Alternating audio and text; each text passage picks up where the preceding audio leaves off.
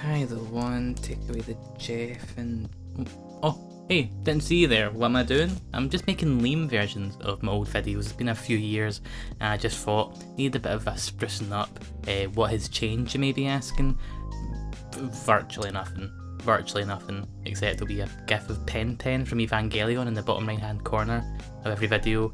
I don't know what kind of impact that's going to have on the videos. I'm going to have to wait about 23 minutes to really know what the results will be. But while we wait, why don't we get the final review roundup of 2021 underway? And why not start by covering a pretty underground artist.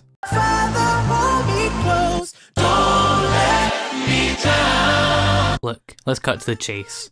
Now, let's cut to what I make of Donda, the 10th Kanye West record, and it's definitely the best solo record he's put out since Life of Pablo, which isn't saying much since Ye and Jesus is King is to Kanye what a finale is to Dexter and Scrubs. Better left forgotten. There are genuinely good moments on Donda. Off the Grid is goofy and hard in equal measures. Moon is genuinely beautiful. Hurricane is a welcome reminder that Kanye can still create a cool collaborative vision, and in a timeline where Never See Me Again is just a demo, Come to Life may be the most somber, personal song Kanye has ever put out. All of this doesn't really amount to much when you consider the bloated nature of Donda. There is no reason for why it should be the length that it is. There's no reason why really rough demo versions of songs are placed amongst polished ones. I'm thinking of a song like Remote Control. It just sticks out in a poor way. And speaking of things that stick out in a poor way, there are guests on this album whose appearance just taints the message that Donda seems to be trying to go for, and at some points that message just becomes unbelievably muddled. There are some highlights for sure, but I don't think there's been an album in 2021 that has disappointed, frustrated, or teased me as much as Donda has. Yeah, I'm upset this isn't the return to form that I thought it could be. Greensboro Valley, it sings to me. Put my friends in the front of my mind. I'm not 100% sure what Two Hollis is aiming for with their debut EP. Its title track, for instance, is composed with what sounds like emo rap that's been slowed down to like 4% of its original speed, and bass that hits harder than a father-son visit to the subway, but my interest has absolutely peaked. If future releases can be home to more songs like Greensboro Valley that really stop me in my tracks, then I do think the internet may find itself with a new favourite micro act. Look, I really love Lindt chocolates, but I can only ever handle a handful of them. At that point they're lush and they're beautiful, but a whole box from start to finish, that is just more of a task than a treat. It just becomes too rich, too samey, and too overpowering. Now, if somebody says to me, do I like Lindt chocolates, I'll say yes without hesitation, and I'll still come to a box of Lindt chocolates and take a handful here and there, but it would be a very rare sight to see me have, again, a box of Lindt chocolates from start to finish. Maybe at some point, as my tastes change, maybe I'll grow more fond of them as a whole experience, but yeah, as it stands, just one or two chocolates here or there will do me. Anyway, this Silk Sonic album, yeah, it's good. It's good. When I grow, and that's a tough pill to swallow. If any lyric from Injury Reserve's potential swan song record could act as its mantra, Tough Pill to Swallow would be the clear choice.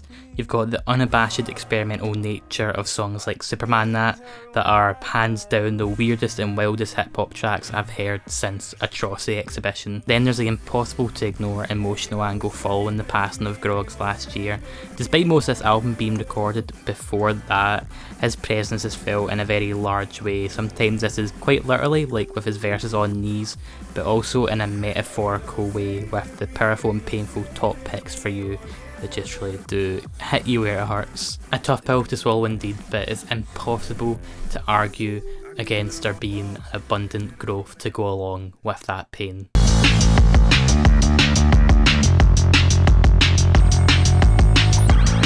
Both Binky and Gene Dawson began making music in 2018, so it was a bit of a chicken or the egg situation about who started doing this sunburnt, pumped up flavour of pop first. but the more the merrier I say. With winter creeping up on us, I can save on my heating bill by just playing Revolve on repeat.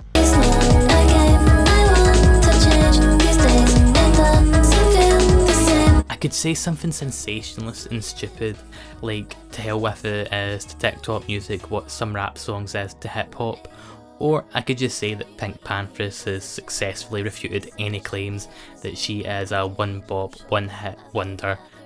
Yeah, Lil Nas X I thought was gonna just take the crown of most bops in a single year, like with ease, but no, PinkPantheress has surpassed him, and all from her bedroom. I'm looking forward to her taking these bite-sized beauties and really fleshing them out to something even more breathtaking. But for what this is, I'm having a blast.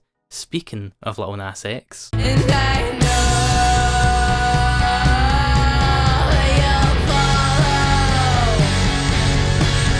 this isn't Lil Nas X, but it's always interesting when an album's best feature can also be its weakness, and that's largely how I feel about Any Shape You Take. The blunt approach to lyrics results in two of the best tracks I've heard all year, Kill Me and Told You, both emotionally impactful for very different reasons. Unfortunately, I do feel this results in some really rudimentary tracks that leads to an album that is mostly a good time, just one that is a bit of a double-edged sword.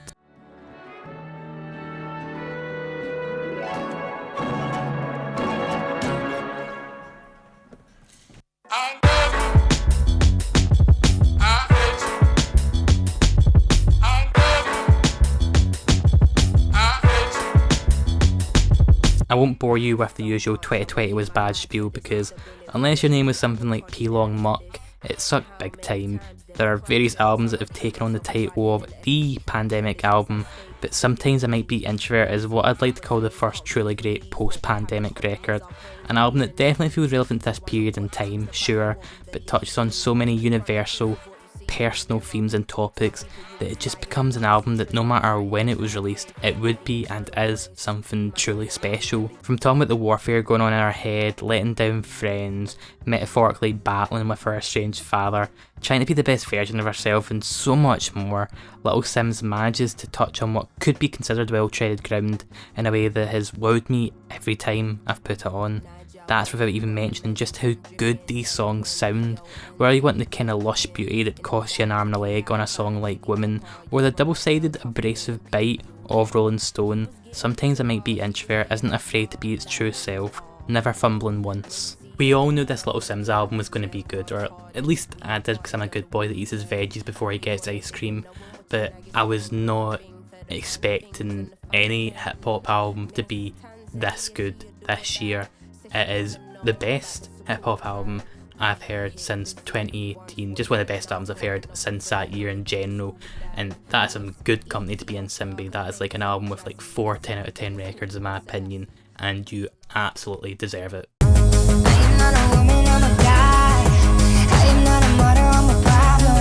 I'm well aware of how common it is for certain artists who the internet is dunked on to finally win over some music nerds by collaborating with a well-liked male producer. That being said, a Trent Reznor, Atticus Ross and Halsey collab is almost as fruitful as that concept is unexpected and odd. It doesn't take long for the benefits to become apparent. Easier Than Lying doesn't show its hand all at once with a really satisfying build up and climax. But it's not like Ross and Reznor are the sole reason this album has some staying power.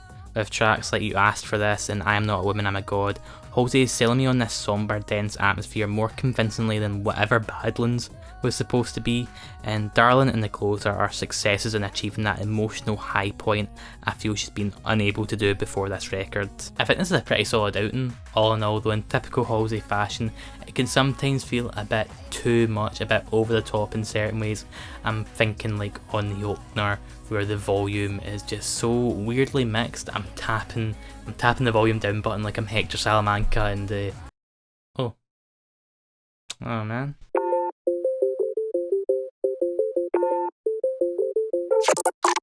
There are very few albums that have came out this year that sound as magical as Love Power A to Z is. If I was to try and think of any sort of metaphor that could really capture it, it's almost like a pixie that's been trapped in a PSP for the past 10 years, finally being set free and rewarding you for your kind act. If you check out one song to decide whether this is your kind of thing, Make It Dream Drop is that kind of flashy, identity pondering wonder that made me fall for Echo 2K. It's also got a line about feeling like Cloud Strife, which who among us can say they haven't felt that at some point?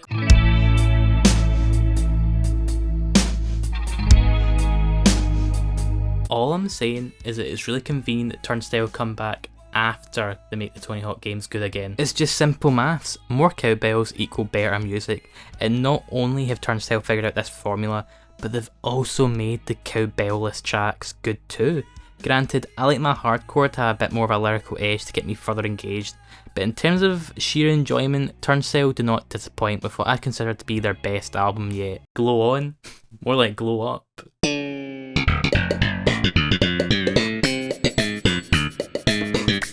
November's a pretty big month for Scotland. We've got St Andrew's Day.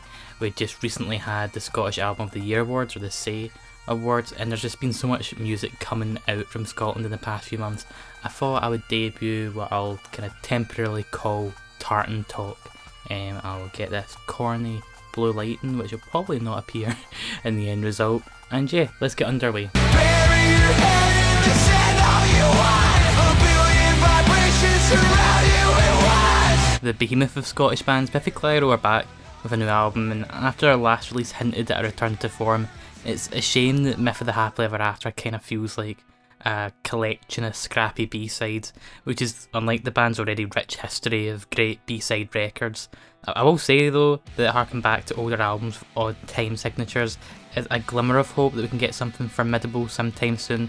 That hope strengthened with some really good songs like Witch's Cup, Holy Water and Unknown Male 1. I also thought that the first few tracks kind of suffered from what I'll call adult animation syndrome. Biffy have been happy to swear and swear in their music in the past, and I mean I'll happily listen to a song with lyrics like this, but it just felt kind of janky in the way that they would just say "uh-oh" for f***'s sake all the time.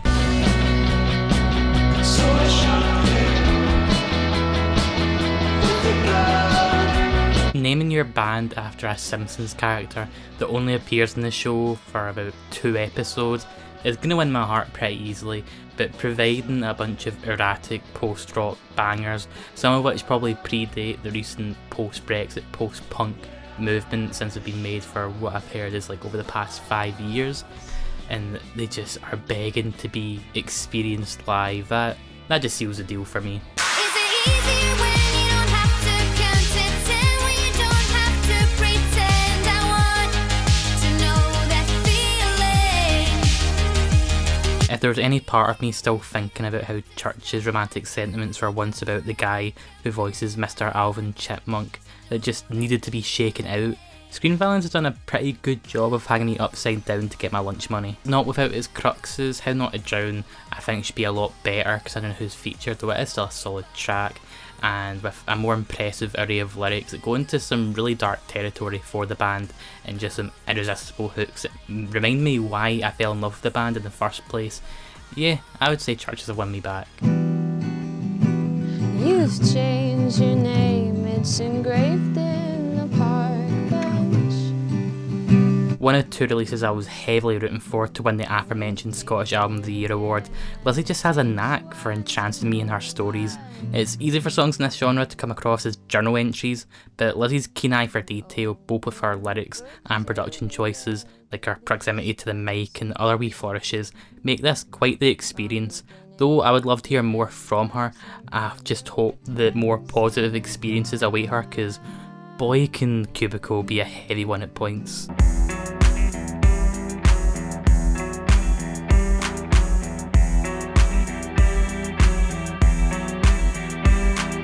And here's the second Scottish Album of the Year nominee I was rooting for. I've always been fond of Arab Strap ever since the dour-faced delight of Monday at the Hug and Pint hit my lugs, and despite waiting an itty bitty 16 years for a new record, Aidan Moffat and Malcolm Middleton haven't lost that spark. If anything, thanks to the new Sonic Directions the band embarks on, that spark is glowing all the brighter. Or well, as bright as a gloomy album about self-deprecation, the inevitability of death and debauchery can possibly be.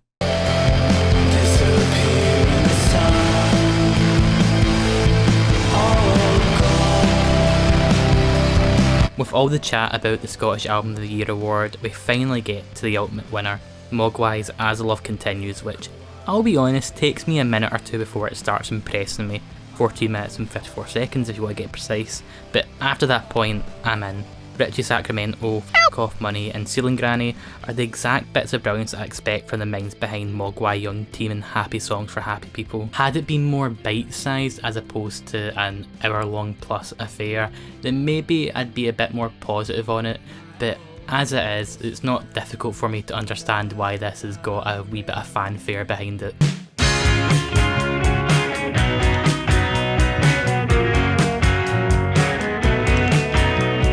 And to tie this whole segment up, we've got easily the best named act from this or any review roundup that I've ever done.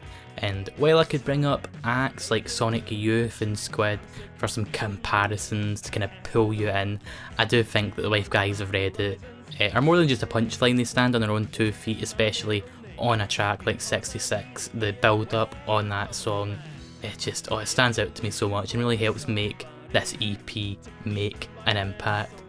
Congrats, Wife Guys Have Read It. You've won the internet today. I'm gonna have to go wash out my mouth with soap after that one. If he fall on that floor, don't go on. This ain't built for this page of my art. This shit paper and stain on my heart. This latest JPEG Mafia project is interesting for a few reasons.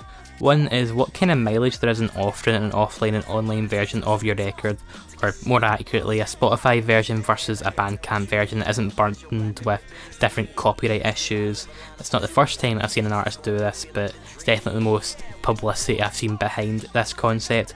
Maybe there's something to work with there, or maybe it's just a bit of a filibuster. We'll see. The other more obvious reason is the music itself. Peggy has always provided challenging and experimental music, but LP continues to build on what's come before. Granted, much like his other projects, I do feel like the second half of this album is weaker than the first and does kind of maybe drag at points, but there are just so many highs that really do outweigh the lulls. I'm thinking of a song like Hazard Duty Pay that is just listen to that song and you'll see why it's worth listening to this record, and also seeing why the offline version is just superior in every way. You get smoked like an ounce if you mispronounce our homies' pronouns that you make out with the ground. If a Blockbuster Video became a sentient being and wanted to pursue a career in music, then it would sound something like Iraq 64, a nostalgic as cloud rap outing that hits as often as it does use Mario 64 clips, which is a lot, but that's a good thing.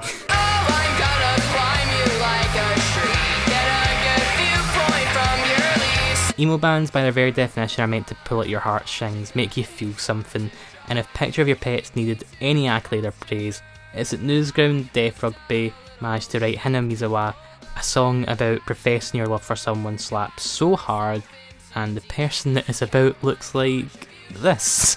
Terminally cool emo music for terminally online music fans. Well, time is money, and money is no man's friend. When it comes to what I'm listening to a Courtney Barnett album for, it's impressive, often biting, clinical and sardonic lyricism, and her third LP isn't devoid of that. Maybe it's even a bit more sentimental and sweet than usual, which is nice to see. I just think Things Take Time is a bit tepid performance-wise.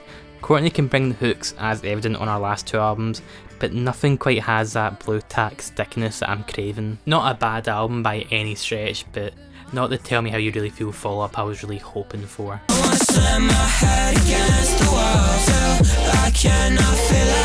I've really been enjoying this recent wave of homemade hyperpop with really talented youngsters making some exciting music and balancing that along with their exams. Glaive seems to be a big figure in that aforementioned hyperpop movement, and while there are tracks on here that are worth getting fussed about, being a real highlight, I find it difficult to fawn over it when there's a trite lyrical bat that prevents me from engaging with it on that lyrical level that it wants me to.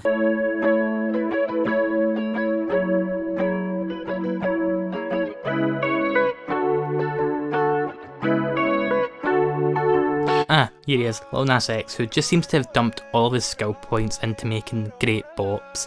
The title track, Industry Baby, and That's What I Want have been inescapable, but with the exception of that last track, I'm yet to get sick of them as an overplay immunity must have been embedded into them. I wouldn't say I'm all that positive on this record. Life After Salem is one of a few tracks that feels more like a good blueprint than a fleshed out song, but there's enough variety on display that I can see myself coming back to often enough. Just for the love of God, please make Sun Goes Down the closer and get rid of Am I Dreamin'.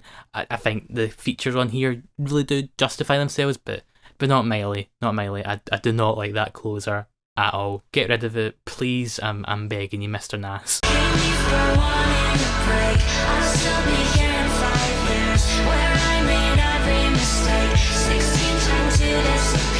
This is a really promising EP. It covers a lot of ground aesthetically, some glossy, some glitchy, and while I do wish it stuck the landing a bit more, a song like Seer is on its own enough for me to buy into 8485 as an artist. A kind of Gen Z track about finding romance in the face of impending doom. I'm sure there's nothing political about that at all.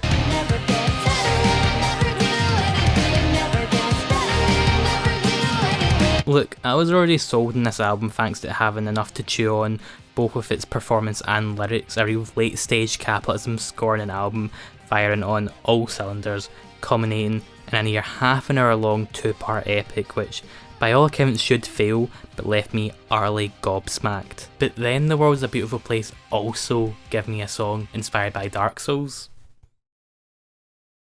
Seems about right. And there we have it, the final review roundup of 2021. It's been a blast making these and I can't wait for the best albums and best songs video as well to come out whenever this season comes around. If you are interested in that sort of thing, then subscribe, though I'm probably asking you to do something that you've already done because according to my statistics, the Liam version videos have got me about 1 billion subscribers, which I think is mathematically impossible for YouTube, but we won't argue with the clout. Anyway, thank you to my wonderful patrons that support me here. Yous are the best. If you want to go join them, description, link there, and £1 a month gets you early access to my videos, and just, yeah, I very much appreciate that. And just, if you've watched the video and liked it, I appreciate that too. Won't ramble on much further. But yeah, as always, stay safe, stay hydrated, and I'll catch you in the next one.